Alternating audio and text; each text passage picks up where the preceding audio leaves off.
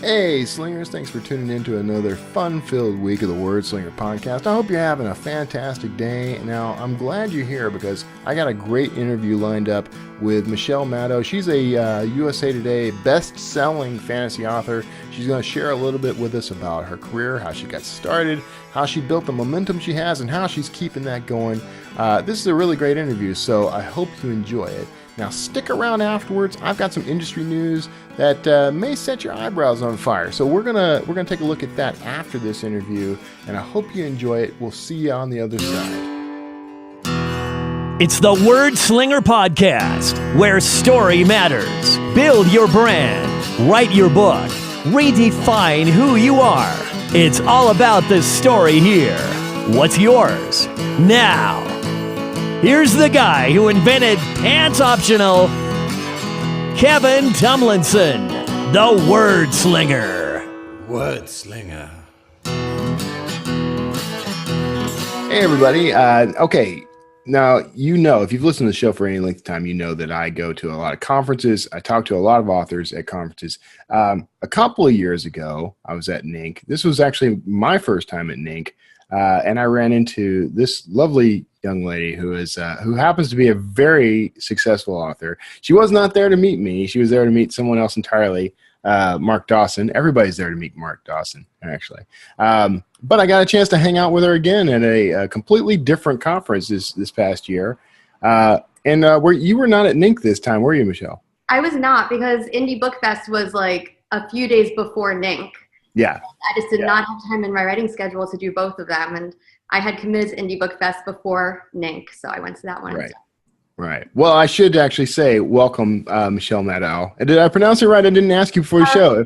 Madow, like shadow. Madow, like shadow. Yes. See, I messed it up right off the bat. And we were just talking about how I don't edit the show to cover up any flubs or anything. So there you go. You have permission to flub all you want through the rest of the show because I messed up your name right off. Everyone says it that way at first. It's missing a second D, so it should be Madow, like shadow. Yes. Right? Okay. All right, cool. That's cool. Actually, I think that's kind of a fortuitous name for the type of fiction you write. You write YA fantasy, right? I do, yes. I write Elementals, which is my most well-known one, and I'm writing vampires right now. So okay, vampires, that's new. No one's covered that territory at all. Oh no, totally uncharted. So, well, what got you to that? I mean, you're very right to market centric. So that implies that there is still a market there, right? Oh yeah, I totally think so. I'm a huge fan of vampire books, which is why I wanted to write it. I was a major Twilight fan. And the Shade of Vampire series is doing so amazingly well on Amazon that I was like, there has to be a market for this. Otherwise people would not be reading them. So I figured that there was a market for that. And there are tons of other vampire books that sell well too, like Vampire Girl and Vampire Gift Series. I mean, these are everywhere. So I know the readers are there, which is great because it's what I love to write. So I'm just like, the readers are there. I love to write this. It makes sense for me to delve right in. Right. Yeah. Okay. So, okay, now you are one of the authors I consider highly successful. Thank you. Well, I think any author that's making a living from their work should be considered highly successful at any rate. But you're actually doing quite well, and you started. Well, tell me a little. I don't want to tell your story for you. Why don't you tell me a little about when you started and how you got into this? Okay, so it started actually back in 2008 when I was a junior in college. And I took an Intro to Creative Writing course that semester. And I wrote the first chapter of a book that's now called Remembrance. And I turned it in as a homework assignment. I had to write either a first chapter, a short story, or a poem. And I obviously chose a first chapter. And all of these students in my class, we all read each other's work and they loved it. And they were like, you have to turn this into a full novel. And, by then, I was just in college. I loved to write for fun, but I hadn't really thought of writing professionally until that moment, because I didn't really think I could finish a book. It just had never occurred to me to even try. So when I got that encouragement from my whole class and my teacher also, he was like, yes, you need to write this. I decided to write it.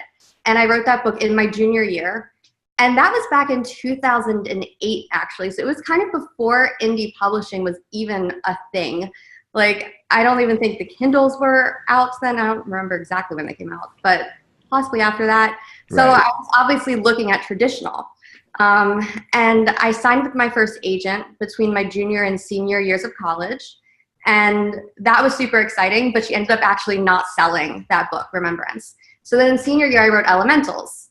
And then I wrote another series, Secret Diamond Sisters, after that one. And I was writing all first books in series just because for traditional publishing, you have to write a first book in series to get picked up by them. Right. And around 2011 is actually when my agent at the time was saying that, the trad market was just not looking for any of the stuff that I was writing, like anything with magic or a girl finding out she has powers or any of that fun stuff. So she advised that I self-publish Remembrance to try to get the attention of a major publishing house, because she said if I could prove I had sales, that they might be more willing to pick me up. Right. So I did that, and I published Remembrance in 2011 by myself. And the indie market and the whole self-publishing world was so different back in 2011. I mean, I sort of knew nothing about what I was doing. I just threw the book up there on Amazon. Luckily, one of my best friends was a business major in school. So she came to my help, and she was like, I wrote this whole business plan for you to help you out because I can see you have no idea what you're doing. So she sent me this 10-page long business plan, which really did help me get the word out. And I did sell enough copies. I actually got a traditional deal for my Secret Diamond Sisters series trilogy. And I got that deal in 2012. And that released in 2014 and 2015. And after being trad for those 2 years, I just kind of realized that it was not what I wanted for my career. Because I kind of I loved that control I had with being indie when I was doing Remembrance. Right. And I realized that trad was what I had wanted for so long, but now that I'm comparing it to my experience with indie publishing, it really wasn't living up to expectations so much. Right. So after that trad trilogy, I went back to indie publishing. I'd written Elementals in my senior year of college, and no publisher had picked it up, but I thought it was a great story. I had so much fun writing it. All my friends who had read it loved it. So I just decided to indie publish it myself in January 2016. And I wrote the rest of the series in 2016, and that was when I took Mark Dawson's courses, and that's when I really dove in and just taught myself everything I possibly could about indie publishing, because I wanted to make sure that I gave my series the best chance of success as possible. And I knew that to do that I had to market it. I couldn't just sit back and wait for stuff to happen. And it went really well. I applied everything I learned in Mark Dawson's course to Elementals, and I released the box set for that, the 5 books in one thing, in just Christmas 2016. And that's when everything just really exploded for me, which was so exciting. And then after that, I wrote my Vampire Wish series, and I actually just finished the 5th and final book of that 2 days ago. So that's coming out in 2 weeks. Wow. Yeah. Okay. I mean, that's a roller coaster ride right there. It's been 6 years. So the success definitely did not happen overnight. 6 years since I first published, but more 10 years since I first wrote my first book. So that was a really long time of learning and also becoming a better writer. All those books that I wrote just really helped me improve a ton. Right. Yeah. You kind of subscribe to that sort of philosophy that the first million words are practice? Oh, completely. Actually, before I even wrote my first book, I was super involved with writing fan fiction. As I mentioned before, I loved Twilight, and I actually did a lot of Twilight and Harry Potter fan fiction. So I most definitely wrote 1 million words just of that. And I think that practice is what made it so that my first book that I wrote was something I could publish. Right. Otherwise, my first book would have been terrible. So you would have been, had it been around at the time, you would have been one of the superstars on Wattpad or something. Oh, most definitely. I think I used fanfiction.net back in the day, and I also did a lot of MySpace fanfiction. Right. MySpace is really not even around anymore. Wow. But yeah, I was really into that. Yeah. No, I actually, I wouldn't have pegged you as being old enough to even know what MySpace was, actually. So. Oh, yeah. I'm 30 years old, so. I was not going to ask that. Yeah. I was never going to ask that. That's not on my list of questions. Well, I was a junior in 2008 in college, so I think people can do math from there. Yeah. Right. There you go. Yeah. So it's interesting because you and I had almost reverse entries into the world, because I got a contract and then decided that I liked making money better than having the credential on my resume, I guess. And then I dropped out and did self-publishing. So you kind of went the other direction. But it's interesting that you had that experience and then came back around to self-publishing. Yeah, I mean, I was so much happier when I was self-publishing. And traditional, like, yeah, it was cool seeing my books on the shelves of Barnes and Noble. Like, that was always been a lifelong dream of mine. But when I really sat down and looked at the math and the money, it just wasn't there. And it was there in indie publishing. See, that speaks to something I talk to authors about all the time, which is, what is it you're really after? Because a lot of authors, there is this notion that you want to be able to walk into a Barnes and Noble and see your book on a shelf, right? That's exciting, but then what is it you actually want? Because if that's all you want, I can carry a book into Barnes and Noble and put it on the shelf. But I want a lifestyle, which I think is what most authors are actually after. Is that kind of your philosophy as well? Oh, completely. I want to be able to wake up at whatever time I'm ready to wake up each morning and not have to wake up with an alarm, which, I'm working from home, I'm able to do that, which is wonderful. I want to be able to write the stories that I feel in my heart I want to write the most. Obviously, I do write to market, so I like to take both things into account, but I don't want to have to ask a publisher for permission for a book to even be published. I love that any idea I like, I can still write it, even if I have an idea of my heart later on. I can still take the time and write it along with my to-market books. Right. I just love being in control of the whole process. I love having a say with the covers. I love that I can work at my own pace. With Vampire Wish, I released all 5 books in the series from June to December of this year. So I was releasing almost a book a month. Yeah. And you can't do that with trad. No, you can't. It's I think maybe 6 months is the absolute closest they'll ever do. But my books were a year apart with trad. Yeah. And I think readers actually like that better. Readers like to binge read. Oh, yeah. I hate as a reader, when I go to read a series and I see the next book's not coming out for another year. That drives me nuts. So, I love being able to release the books quickly for my readers so they're able to enjoy them at a normal pace.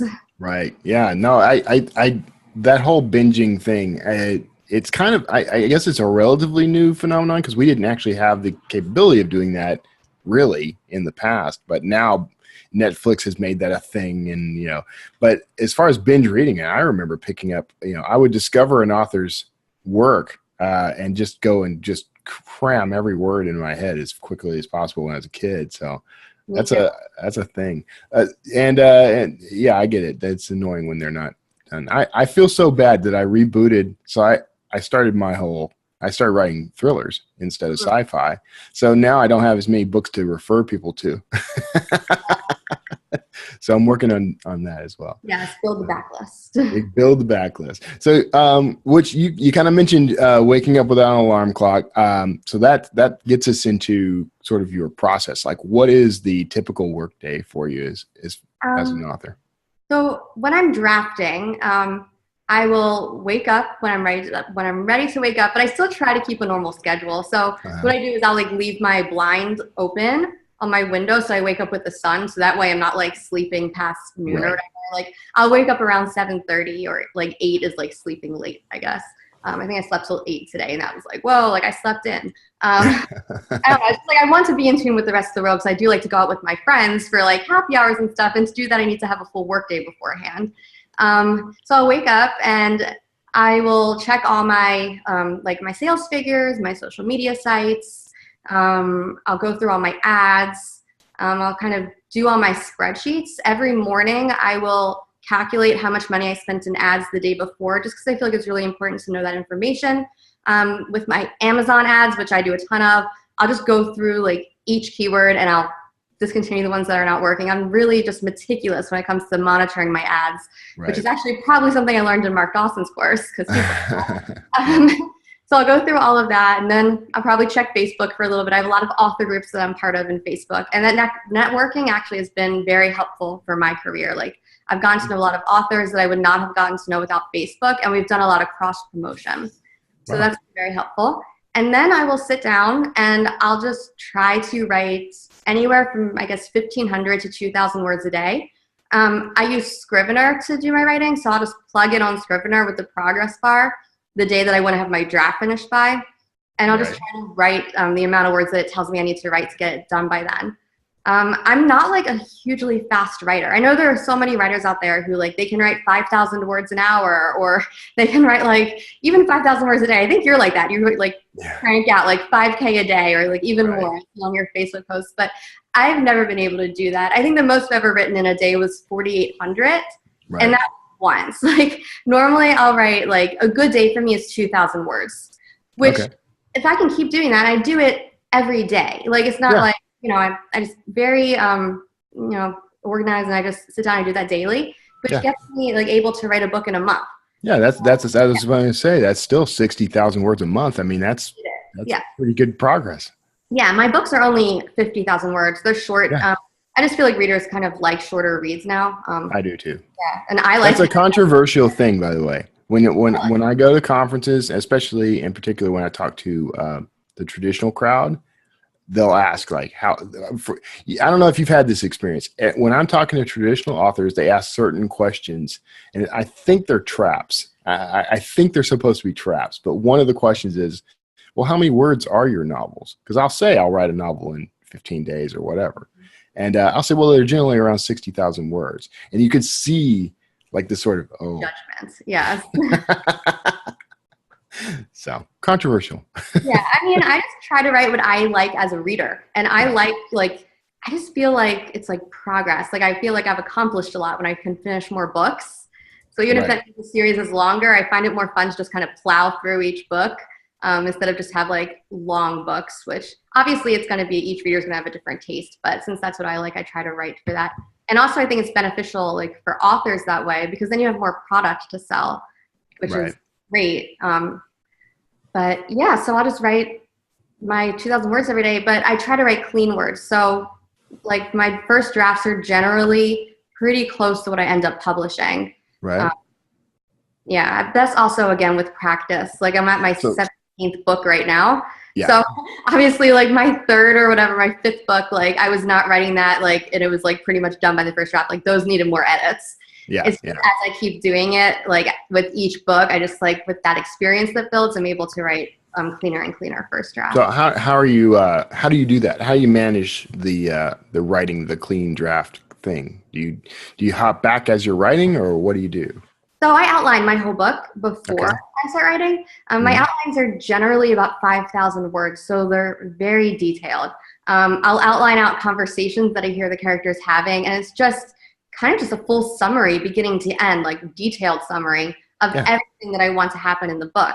And before I even start writing my draft, I'll go back and I'll edit my outline. So that's where I'll do like my developmental edits is in the outline phase. So any story problems will be dealt with in my outline so that they're not an issue later on, because I think it's so much easier to fix story problems when you're looking at an outline versus when you've already written the whole thing out, because that just like adds so much more time to the process.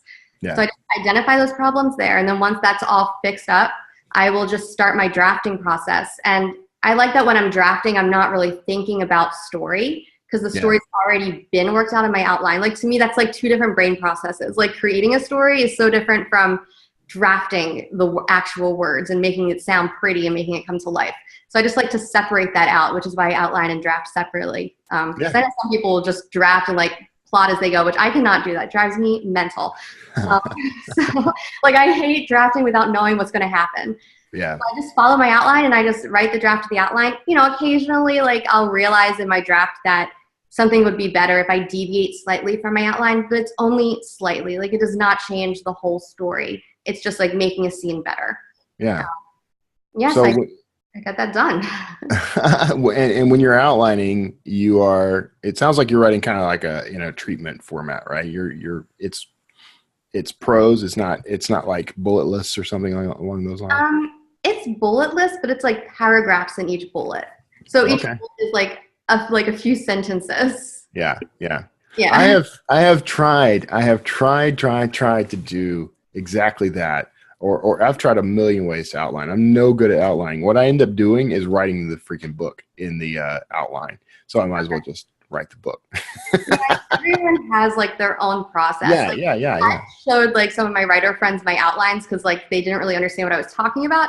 And they looked at it and they said that they could never write from something like that. They said they would feel like so creatively constricted Right. But for me, like, I feel creatively constricted without the outline because I just start panicking because I don't know what's going to happen. Yeah. So, to each their own. I mean, I think what you're doing is no different than what I do. Honestly, it's just that what you're doing is more organized up front, and I think what you're doing is you're writing a draft. It sounds like you're writing a skeletal draft, yeah, and then you're coming back and editing and filling in the gaps.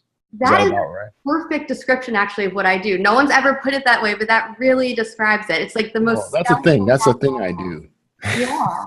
Mine are like 5,000 words, so like it's like a very skeletal draft. But yeah, that's a wonderful way of describing it. Awesome. All right. Well, I charge a couple $100 for that kind of thing. You just send the money to me. No. So okay. Well, that's cool. No, I have to tell you, I respect that because when it comes to outlining, it's always been a chore for me to try to do that. And I've co-authored a couple of things with some folks who rely heavily on outlines, and and I'm a complete pantser, so it doesn't, it sort of worked out better for me. Like with Nick Thacker, he loves to do the outlines, so I'll let him outline to his heart's content, and then I'll use his outline. I don't seem to have a problem using outlines. It's just getting the outline. So you've okay, now you've written your outline, you've written your draft. What's your process from there? So from there, I will read it over once. Again, this is one of those things that, like, I don't recommend that other authors do this. I was an English major, and I've had a lot of work with my other books, but I do self-edit my books. I know that's like super frowned upon. No, I get it. I do. Yeah, but I don't have complaints in my reviews. I mean, if I did, obviously I would hire an editor, but to be honest, I have a lot of reviews that compliment the editing in my books and say that they're like so thrilled to have found a book that's like clean with no errors. So like, you got to recognize your strengths and weaknesses. And for me, I know that I'm a really good editor, so I'm able to do that on my own. Which really does speed the process up for me a lot, actually. Saves you some overhead too. You don't have to pay anybody to do the editing then. Exactly. But if I got tons of reviews that said my editing was terrible, then I would obviously send it out to an editor. It's just that's just not the situation. Right. Yeah.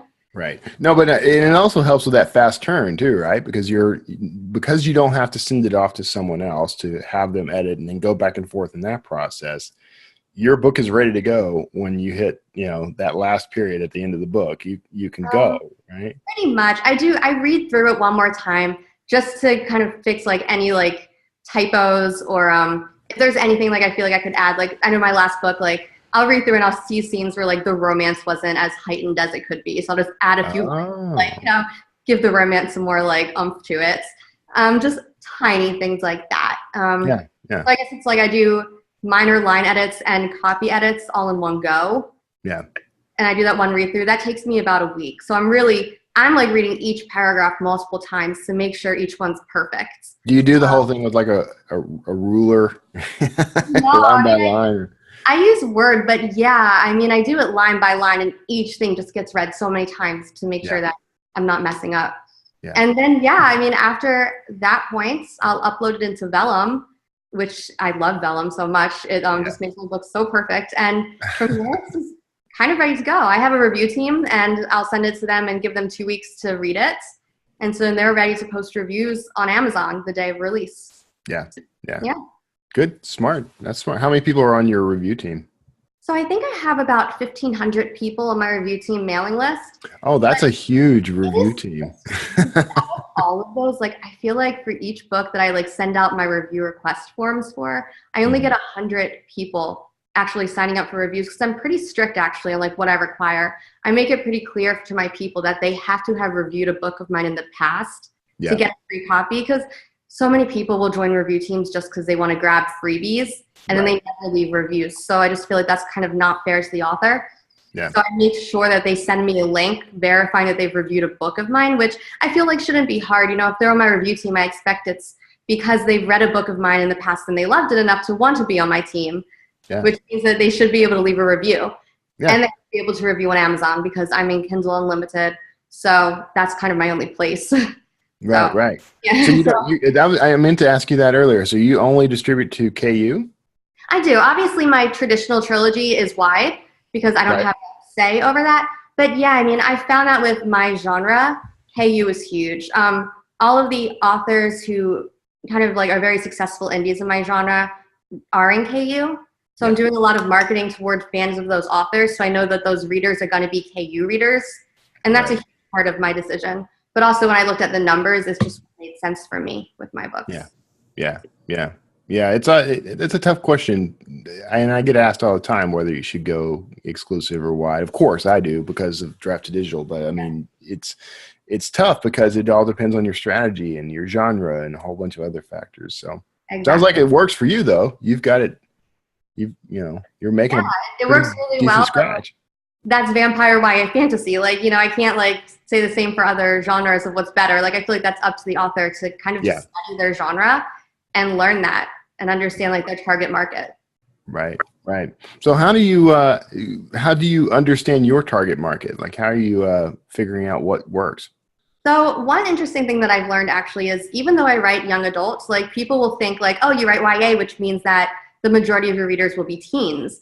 But that's totally not true. Yeah, I haven't found that to be true. I know that with traditional publishing, they do a lot more marketing to teens. Like they can get into like school libraries and they have connections with all the teachers, and teens are more likely to go into bookstores and buy books because they don't have credit cards. So they like need to spend the cash, and you can't spend cash online, obviously. Like you need a credit card to buy online. So instead of trying to sell to teens, I sell to adults who love YA.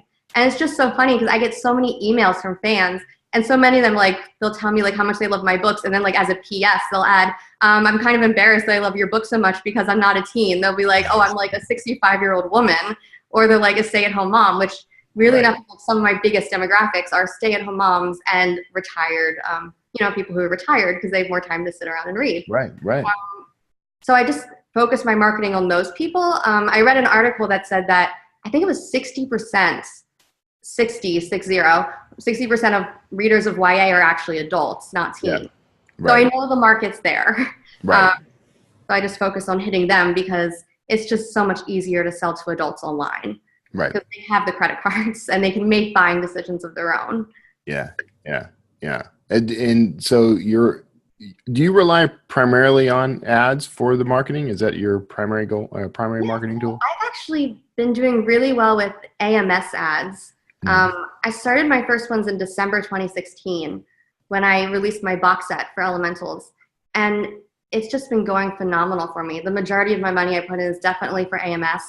And then I run Facebook ads. I think I do $5 a day to get email leads. So I'll do a Facebook ad to my book funnel page where I do an email, it's like email collection book download thing. Yeah. So a book funnel lead generation page, whatever it is. $5 a day toward that, and then $5 a day just to my first in series for my vampire book. And I target fans of Shade of Vampire because Bella Forrest is, I think, like one of the most successful indie authors on all of Amazon. So I know there's a fan base there. So I really try to target that. I really wrote my series actually with those fans in mind. So I know that they'll be interested. So I target $5 to that. And I do BookBub ads on occasion. Right now I'm actually in Prime Reading. So I find it's actually a bit harder to track sales when you're in Prime Reading because a lot of the people who would be buying the book are now just grabbing it for free on Prime Reading. Right. So I pause BookBub ads for the moment until I'm out of Prime Reading just because like I need to know what I'm doing with my ads. I just can't calculate them properly until it's out. But so mostly AMS for now. But once I'm out of Prime Reading, I'm going to start doing more of the BookBub ads because I found them to work extraordinarily well because, they're on BookBub, so you know that you're reaching readers, which I think is like a huge benefit compared to something like Facebook where you can target an author. Like let's say I was to target Stephanie Meyer, but for all I know, I could be targeting people who like the only book they read in the past like 10 years was Twilight. And those people are not going to be my readers. Like they are not readers. They just read Twilight. So there's a huge difference. So I know that with BookBub, I'm targeting those people who will read like multiple books in a week. And those are the people who I want to be advertising toward. Yeah. That's what makes it tough because especially in YA fantasy and YA fantasy romance stuff, you've got these outliers like Twilight that sort of skew the numbers in a way, but they also introduced a lot of people to the genre. So it's a mixed bag, because you might be able to target that author and get readers, but you might target that author and only get people who only tuned in because they saw the movie and they bought the book and never read it. So Yes. tricky. Yeah, that's why I target Shade of Vampire on Facebook. Because I know those are readers. That series has 50 books in it. So people who are reading that, they are devoted. Right. So they're going to be into it. Right. Yeah. Yeah. And then presumably if they got through all 50 of those books, they're going to be hungry for more. So there you are. Yes. That's cool. So, all right. So where do you tend to take your inspiration for the books? I mean, you're writing to market, so you're going out and looking and seeing what's hot. But I mean, you're also you said you also write what you like to read. So where are you? I guess I'm lucky in that I love to read the stuff that's for market. Like that's like my passion. All the most marketable books, like those are my favorite ones, and I've always wanted to write like books like that just because it's just what I personally enjoy. And I understand it, there are writers who don't love all the books that are like 100% to market, and it's more of a challenge. But, I'm just glad that that's what I love. And I'll read all the books in my genre to get an idea of, what is popular right now, and to get an idea of what's selling, and just kind of learn with each book that I read. So yes, I've read all 50 books in Shade of Vampire. So I want to understand what makes that series sell. But I also enjoyed it. I loved it. So it didn't feel like work. It was fun. Right. Yeah, but I feel like doing that really helped me get a grasp on just the basics of how to make my books so they're written for that same market. Obviously, it's my own characters, my own story idea, but I did notice that those books, they're about 50,000 words each. They're shorter than more some of the traditional books. So I was able to implement that in. And just smaller things, I noticed that, they switch point of views, and not all YA books do that. But I was like, that's actually a cool idea. I can really expand my story by switching point of views in my story. So just little things like that have helped inspire it. So on-the-job training in a way. Yeah. I don't sit there and take notes or anything when I read. I feel like I just kind of take it in and absorb it. And I don't know. I had you pegged. I in my head now. You're sitting. You're in a comfy chair next to a fire with a whole bunch of little plastic tabs out of the side of the latest Twilight book or something. Yeah, I'm not that organized. I read on my phone. I read on my Kindle app. Yeah. I just lay on my bed and read and just enjoy the books. Yeah. Yeah, I figured that I'll pick up on stuff while I'm reading. Yeah, that's cool. Yeah, well, I mean, that's the way it's supposed to be. Do what makes it fun. So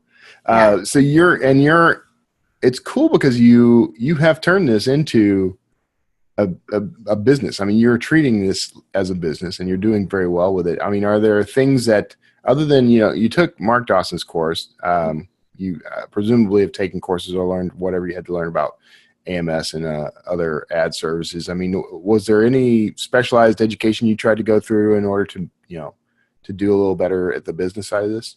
I also took Nick Stevenson's first 10,000 readers course. So I took that before taking Mark's Ad for Authors course. At that point, Mark's Self-Publishing 101 course didn't even exist. Right. So back in the beginning of 2016. And I'm also part of a lot of Facebook groups that have been so helpful. There's one I'm in called Alliance of Young Adult Authors. And I joined that right when I started self-publishing Elementals. And everyone in there is just so willing to share information that they've learned, or just business tips. And that helped me so much. And it helped me make connections with other successful authors in my genre. So we were able to do cross promotions together, and I could just learn from them. And I'm part of 20 books to 50K, which I know a ton, that's the hugest, it's a massive group. I think there's over 10,000 people in that group right now, but there's so many people with such good information, and they're so willing to share. So I think that goes to show that, even if you can't afford to take a fancy course that costs hundreds of dollars, you can still get a lot of information for free online if you know where to look. So if you know to look in these free groups where people are willingly giving out all this information for free and helping people, you'll learn a lot. Yeah. Yeah, and it's a very nurturing community. Yeah, everyone's so nice. It's really great because I feel like people don't look at anyone as a competition. Everyone just wants to help other authors out, and that was really really great experience. Like I just felt so welcomed into the indie community, especially like I had just come from traditional, and then I decided to transition into indie, and just everyone was so excited and they were welcoming and so willing to like teach me the indie tricks that I just didn't know as a traditionally published author, and that helps me a lot. I mean, I feel like if you want to learn, the information's there. You just need to make an effort to find it. Yeah. But it's definitely there. Yeah. Okay, so 20 books is one source, and you've got a couple. You mentioned a couple other Facebook. Yeah, it's called an Alliance of Young Adult Authors, AAYAA. Okay. So that's one of my favorites. Those two are kind of my main ones that I've been a part of throughout the past 2 years that I would recommend that other people check out. Very cool.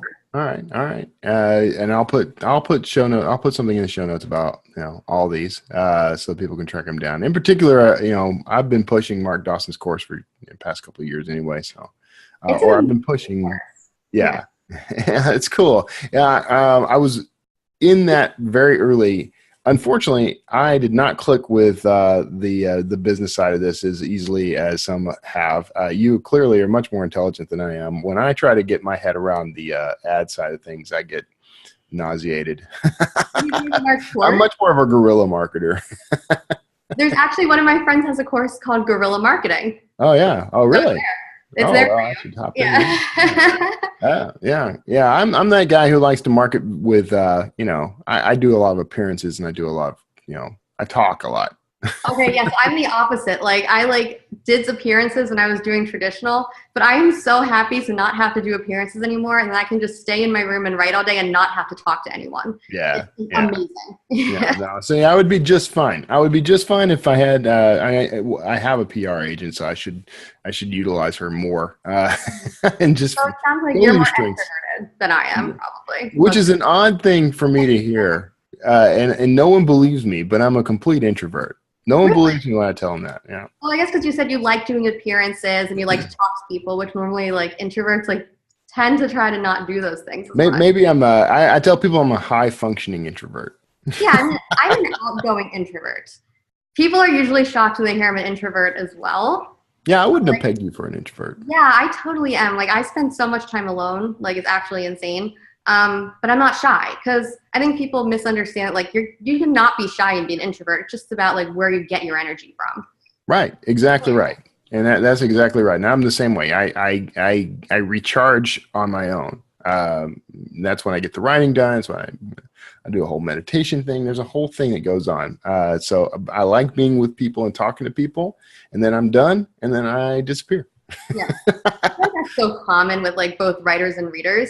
Yeah. Just to love to read, you need to love, spending that time by yourself. Right.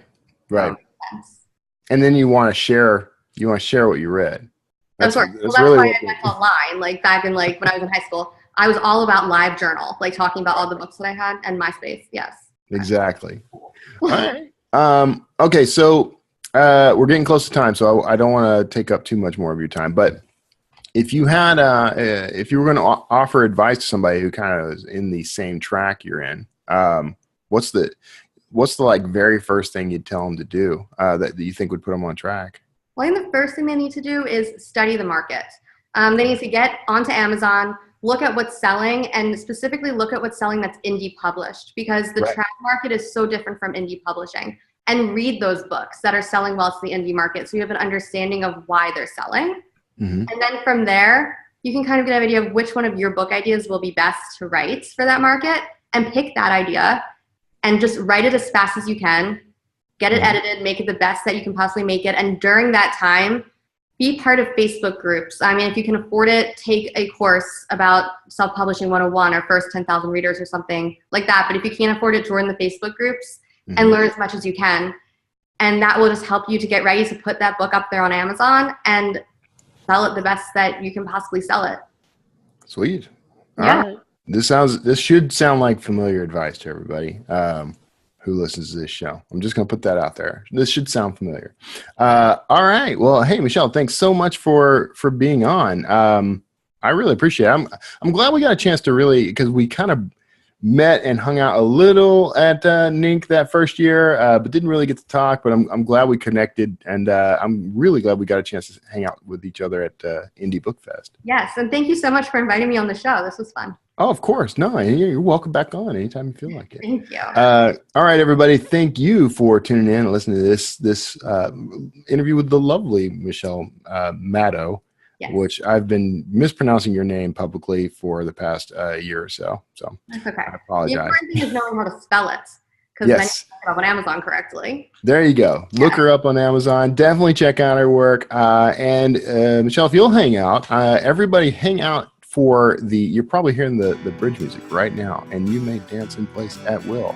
On the other side of this, you're going to get the news and breakdown, whatever's happening in the indie publishing world right now that's important to you. Michelle, thank you so much for being on the show, and I'll see every one of you next time. Hey there, Slingers, welcome back. I'm glad you stuck through the interview. I hope you got something really useful out of that interview with Michelle Madow. I love Michelle. I've met her at conferences a few times now. She's a great energy. She's a great spirit. And I love seeing what her career is doing. It's actually been really interesting to watch her kind of make that rise. So I hope you got something useful out of that. Now, we're going to hop right into industry news. I think there are some stories in here that you're going to find pretty amusing. And I'm just going to let you know up front, I'm going to be interjecting some personal Wordslinger opinion on these. I typically try to shy away from that, but there's a few things happening that I think I should weigh in on. And I'm hoping that we'll incite some conversation about all this. So let's just dive in, shall we? First, don't get cocky. Romance author Felina Hopkins. Now, if you have not heard of this story yet, if you're not seeing the hashtag CockyGate on Twitter, I really want to know your secrets for skipping around between universes, because you'd have to be in another universe to not know this story by now. But romance author Felina Hopkins has been the talk of the town lately thanks to her move to trademark the word cocky as it relates to ebooks, books, audiobooks, and apparently even the metadata to describe said ebooks, books, and audiobooks. She has actually been pretty insistent about this. She's been sending cease and desist letters to authors who have the word cocky in their romance titles. And she's even threatened legal action to these folks, causing kind of an uproar in the community. Now, I've actually been actively avoiding taking a stance on this one way or the other because, first of all, I actually do see the point of what Felina was trying to do. If we take it at its merit, she was actually trying to protect her brand and protect her readers. She claims that readers were writing to her saying they were confused and were buying books that they thought were written by her, but were in fact written by someone else. And she felt that this was a sort of misleading practice that could be damaging to her brand. Now, on that ground, we actually do have a case here, I believe, because, and I'm not a lawyer, so I don't know why I said it's a case, but I will say I think she's got a point in that we do want to protect our intellectual property, and we don't want other people to just flat out steal things that would essentially fool readers into thinking that we created something we didn't. That could be damaging in a lot of ways. However, I have to say, I think Felina went off the rails in how she handled this. First of all, cocky is a commonly used word, a commonly used English word, not just in publishing, but everywhere. And it's actually been used in quite a few romance titles since well before the first use case that she used in her trademark paperwork. Now, in addition to trademarking the word cocky, she also trademarked a style treatment for this, a typographical treatment using a particular font that she has associated with her brand. This is problematic because the creator of that font has gone on record now publicly saying that he never granted a license to use that font as part of a trademark. And in fact, that's a violation of the terms of service for any of the services where she would have downloaded that font. So it really turns out that she couldn't legally trademark the word cocky in that instance. This is an interesting case, and it's actually, here's how you know that something's big. We have actual attorneys and lawyers. I don't think there's a difference, right? There are actual lawyers volunteering their time to combat this in a court of law. That's a big deal. Anytime you have an attorney willing to do work for free, that usually means there's something big happening. This is a big deal for the indie author community, because if we can trademark common terms and prevent others from using them, what's to prevent me from doing something like writing a science fiction novel, using space as part of the title or the series title, and then trademarking the word space to prevent anyone else from ever being able to write a novel like that? Or any other term. I write archaeological thrillers. Let's say that I trademark the term archaeological thriller, and I send Dan Brown a cease and desist letter that says he can no longer publish books labeled as archaeological thrillers. This is problematic. We can't allow common use words to be trademarked, and thus preventing people from ever using them again. Now, you also have to consider the whole point of trademark law is to avoid confusion in the marketplace. So if I call something, let's just say that I write a book called Apples. There's not going to be much chance of people confusing that with the Apple brand. So I won't have to worry so much about Apple suing me over the use of the word apples in the title of my book. Apple Cart, the Apple vendor, something along those lines. So that's where we know clearly trademark law protects us. But if I did title my book Apple Computers, there might be a case for shutting me down. There might be confusion in the marketplace. So it sometimes can get a little fuzzy and indistinct, but this is what we're dealing with. Now, I'm going to be watching this closely, and I think all indie authors should be watching this closely to see what happens. I do want to emphasize the author herself, Felina Hopkins, is claiming that people are attacking her and her family and even her cover models and bullying them. I would like to make a plea that we don't do that as a community. We're actually a very solid, cooperative, very helpful community. We shouldn't be attacking people. I don't know if these attacks are happening or if these are made up. That sounds disparaging all on its own. I'm sorry. I don't know the facts when it comes to this. I can't prove anything one way or another. But let's just start by saying, let's not do that. Now, a lot of people are accusing Felina herself of bullying, and the bullying tactics would be sending cease and desist letters to authors who are then too afraid to keep their books titled the way they are, and then they go and make changes. Felina actually says that she doesn't think this is a harmful thing at all, that she actually intended for people to have a shot at changing this before they met with legal action, and that this is an easy and inexpensive thing to change. So she doesn't want to harm anybody or take any of their money. I think that's a little diluted. There is a cost and overhead to this. If you by chance have already created swag, for example, you've got merchandise, printed merchandise that has your cover, that has the title of your book on it. If you've bought domain names, if you have invested at all in promoting this title, there is some overhead to changing it. There's also the hassle. There's confusion in the marketplace because the readers who might have otherwise come to your book now can't find it by the title that it originally held. So this is problematic. This does cause issues. So the authors who've already taken those down on Amazon were afraid of being sued. Can't blame them for that. Fortunately, the RWA has actually stepped in. Hopkins was asking Amazon, issuing takedown notices, to have books with similar titles removed. And Amazon, of course, just complies because Amazon doesn't want to get involved.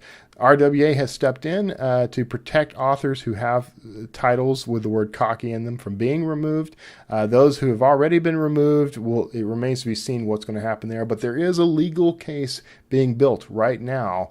A couple of them, actually. One, at least, that's actually trying to force the U.S. Patent and Trade Office to remove the trademark from the word cocky, and another that may actually result in some legal action taken against the author herself. So scary. It's a scary thing, scary times, and we don't want to see things like this happen to any author. So just think about this sort of thing. I know we want to protect our intellectual property. It's probably just not the right way to do this. There's you might want to seek some legal counsel instead and see if you can figure out a much better way to protect yourself that isn't going to open you up to attacks from outside. So, all right. Those are opinions. You can find this story, by the way, if you go to bit.ly/149-cocky, and you'll find a link to that in the show notes for this episode. Let me know what you think of this story. This is a sticky one. I think we could see a lot of interesting things come out of this. It does have an impact on the indie publishing industry in terms of intellectual property. So it's one to watch closely. Now, are books written by women selling for cheaper than books written by men? This is a question that was raised. Well, the report was covered on CBS Money Watch. It's a report on research that books written by women, on average, sell for 45% lower. That's a 45% cut in the cover price versus books written by men. Now, almost immediately, the report goes on to say that that initial number comes from including things like technical papers, technical manuals, academic books, that sort of thing, that often sell for hundreds of dollars, whereas your typical romance title in paperback might sell for only around $13 or $14. So once they removed that as a factor, it actually dropped to about 9%. That 9% disparity is still a little bit alarming, and we do want to kind of look closer at where this comes from. Now, what was interesting to me about this story was they actually included both self-published books and traditionally published books, and they specifically included the self-published books as a sort of measure, as sort of a control group to make sure that their data was accurate. They wanted to look at, is this an organizational thing, as in the traditionally published industry is doing this consciously or unconsciously, but are setting women's books prices lower than men's systemically, or is this more of a societal, cultural thing? So when they looked at the self-published stuff, now to me, this is the best place to look at this, but I don't think they drilled down deep enough. If you consider the whole indie publishing industry as a whole, and you look at prices of women-written books versus men-written books, you might see this disparity. However, I think you should jump now into genre, because what happens is we have some genres, and let's just say romance, because that's the most immediate example, that are dominated by women, but the pricing is controlled by the industry, by the market. So if the market only wants to pay $2.99 for romance novels on average, then those prices are always going to be a lot lower than, say, thrillers, which might average $4.99. Now, a good example of this is I write thrillers, and Joanna Penn, a very popular indie author, also writes thrillers. We both set our books at the same price point of $4.99. So I want them to actually dig into each genre. You can compare genre to genre in terms of average pricing, but in order to get an accurate look at this, are women who write in the thriller genre, on average, pricing their books lower than men who write in the thriller genre, or sci-fi, or fantasy, or romance? Now, in romance, one of the things that they're going to have to figure out is how to accommodate men who write in romance under female pen names. That's a pretty common practice, particularly in erotica. So, where does that factor in? How are we determining whether or not what the gender of this author actually is? So, there's a lot of questions I have. And what's interesting about it is we know that there's talk of a pay gap. There is the idea of the glass ceiling, and I've always seen indie publishing as being a very level playing ground, regardless of your race, your sex, your religion, whatever categories you fit into or fit yourself into. I've always seen self-publishing as being a pretty good equalizer. So I don't, and the fact that men and women and races and religions of all types all have 100% control over their pricing in self-publishing would lead me to believe that if prices are lower for women-written books, it's because they're setting them that way. So I want to know why that would be. What would bring that up? So I'm going to be watching this study as it grows. I'm hoping we see more out of it. I just think it's an interesting conversation. I'd love to hear your take on this. Why don't you pop into the comments below?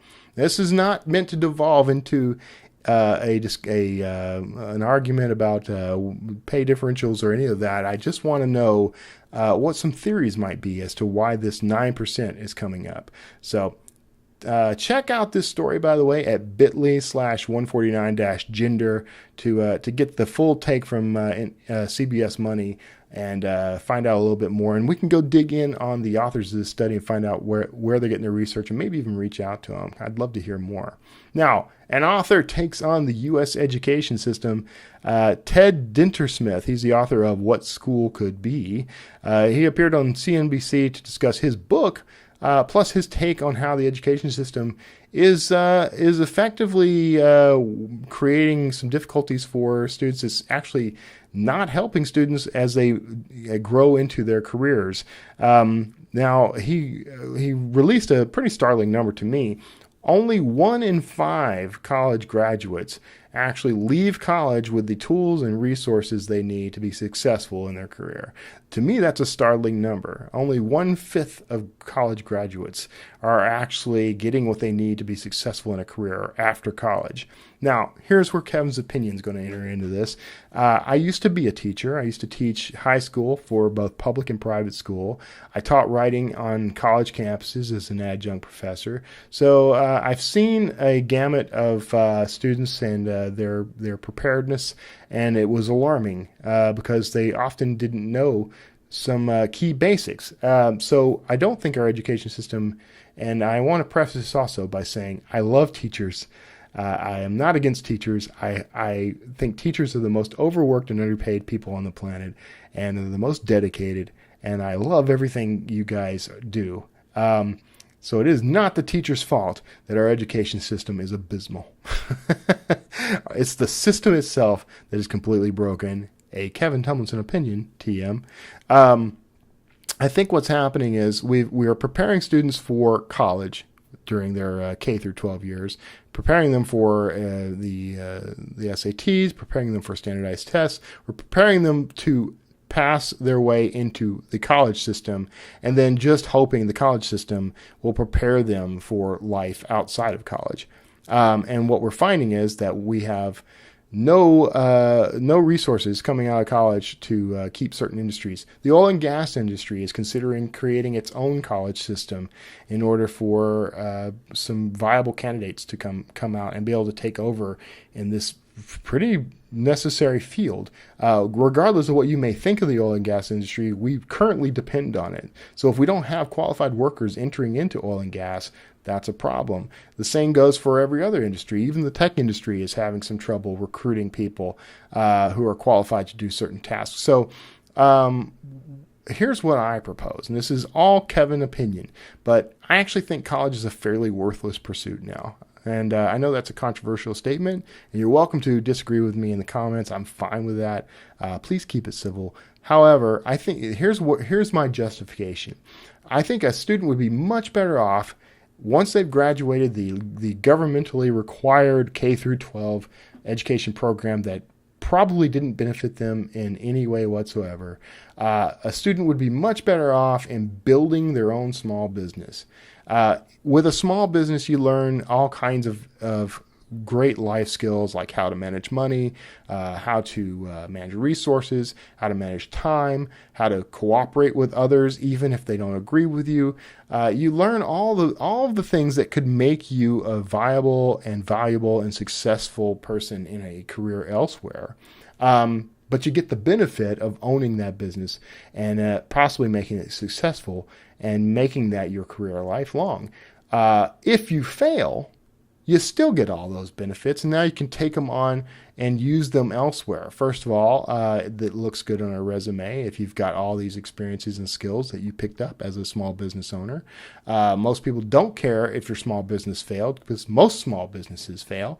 They understand that, but what they all are interested in is what you managed to achieve while you had the business going. And you've got something to put on your resume at that point. If you decide you want to go into one of the fields and careers that does require specialized education, this is where I think college is valuable. Specialized education, and you should be able to go into college and specialize without having to take anything that isn't part of your specialization. That's just my opinion. But if you want to be a doctor, you study everything it takes to be a doctor. I think we should own all of our education outside of that. We should have individualized education programs. They should be self-led. That's my opinion, and I'm sticking to it. But, really no but. In addition to that, as a small business owner, let's just say you're an author. Being an author is a small business. You learn how to manage inventory. You learn how to manage your schedule. You learn how to be disciplined about your approach to producing product. There are more advantages than disadvantages, and you can translate those into any career you like later. You can always go to college. You can always use the skills and experience you had to actually help you fine-tune the experience and the education you get at a college campus. And if you can do that, you can succeed much better. You'll come out much more qualified. You know that you will get more out of that business class than out of that basket weaving class. And depending on what you're trying to do with your life, I mean, this will help you fine-tune that. So that's my opinion. That's my take. That's what my resolution to the education crisis in this country is let's stop focusing on getting kids ready for college and start focusing on life skills that they can actually use, such as how to be cooperative, how to do research, how to vet sources so that they know the truth when they see it. That's just, I admit, a fairly conservative way of looking at education. But I think self-empowerment is the key. So that's it. A very personalized Wordslinger podcast experience. You can find this story, by the way. It's video, and you can watch the video at bit.ly/149-school. That'll take you to the CNBC story, and you'll get a little bit of insight into Ted Dintersmith's take on education. And be sure to check out his book, What School Could Be. I'm going to. I haven't looked at it yet, I'll confess, so I'm interested in it as a topic. I think it'd be a great talk point. So let me know what you think about that in the show notes, in the comments below. You'll find a link in the show notes to that story. So that's it this week. The Wordslinger podcast is brought to you in part by Draft2Digital, where you can convert, publish, and distribute your book online, worldwide, with support the whole way. Now, if you go to draft2digital.com/wordslinger, I'll actually get a little bit of a kickback and nothing comes out of your pocket. Now, Draft2Digital will take a 15% cut of royalty on every sale you make, which means that they only make money when you make money. And that's the very best business plan I can think of. And I get a small percentage of Draft2Digital's cut of your royalty. So you lose no additional dollars in this deal, and I benefit. That's my heads up. But if you go to draft2digital.com/wordslinger, it helps me out a lot. And it'll help you out a lot too. Everything Draft2Digital does for you is free. All the conversion, the automated in matter, the universal book links, the author page, the book tabs, everything that Draft2Digital has built, it's all there for you to use, whether you distribute through them or not. So go check it out. You lose nothing in starting the account, and you might actually end up finding a way to reach a broader world with your work. So do that, and then good luck to you. I hope you succeed, and if I can help you succeed, let me know. Now, you can also check out Wordslinger Press at wordslingerpodcast.com. Go to wordslingerpodcast.com, and in the right-hand column, there's a little graphic that says Wordslinger Press. You can go into that, and that's where you can buy a couple of my books. Right now, it's just a couple. Later, it's going to be more, but that are aimed at the indie author market. And they're cheaper than you'll find them anywhere else online. So that's the place to buy them. You get them from me direct. And these are things that are going to be helpful to you in your career. Basically, I've got one of the books is How to Write a Better Book Description. One of them is my 30-day author formula. These are useful. And if you think of any pain points that you'd like addressed, hit me up. I may already be writing a book about it. So check that out, and I hope you get something really useful out of that. And of course, to support this show, hit subscribe and hit the notification icon. And apparently you got to hit the notification icon again and tell it you want to be updated every time I publish. I only do these like once a week, so you're not going to get inundated with Wordslinger podcast, but definitely go do that because you're going to want to know when a new interview goes live. And please share the show with people. If you've got indie authors in your life, if you're part of an indie author community, share the Wordslinger podcast, and hopefully we can all help each other grow. I call it co-opetition. And don't mind my opinions. If my opinions bug you, I completely understand. I'm also pretty open-minded about changing my opinions if I'm confronted with the right kind of evidence and not shouted down. So if anything I said made you angry, I apologize for making you angry. I don't want to make you angry. I want to make you think. So let's have a nice civil conversation about it. So take care of yourselves out there. I hope you're getting a lot out of the Wordslinger podcast. I love that you come back every week. And I love you for just being you. So here's to your success in your publishing career and anything else you do in life. God bless you, and I'll see you all next time.